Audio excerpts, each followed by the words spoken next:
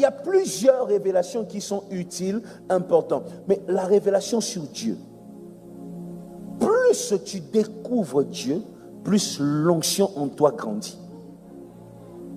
Tu vois, quand je dis tu découvres Dieu, ce n'est pas la couleur de ses cheveux, mais sa manière de fonctionner.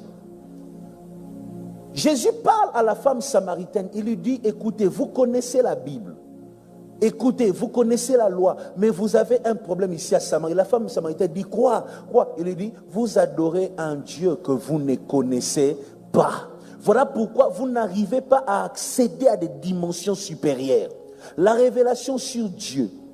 Une autre révélation qui fait grandir, c'est la révélation sur toi-même. Est-ce que tu m'entends?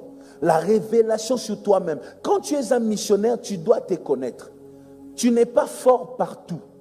Et tu n'es pas faible partout.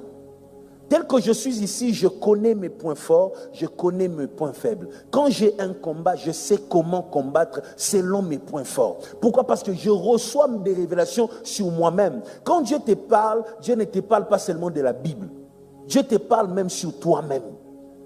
Et la révélation, une troisième, la révélation sur ta mission. Chaque fois que Dieu te révèle des choses sur ta mission, l'onction à l'intérieur automatiquement est en train de faire quoi? De grandir, de se développer. Voilà pourquoi tu ne dois pas être à l'aise lorsque tu perds un don spirituel. Attention, la perte d'un don spirituel peut parfois dire que spirituellement tu as reçu un coup. Est-ce que tu sais que dans un combat spirituel, tu peux recevoir un coup? Hein? Est-ce que tu sais ça? Tu combats, tu as remporté la victoire, mais tu as encaissé.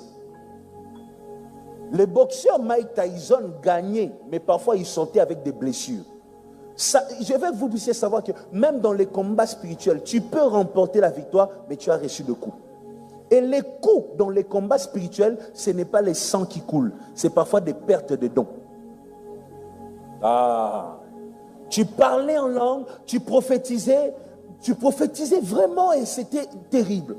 Et puis tu as livré un combat spirituel et tu remarques que 3 mois, 6 mois, la prophétie ne vient plus. Tu as reçu un coup. C'est-à-dire ton esprit a encaissé.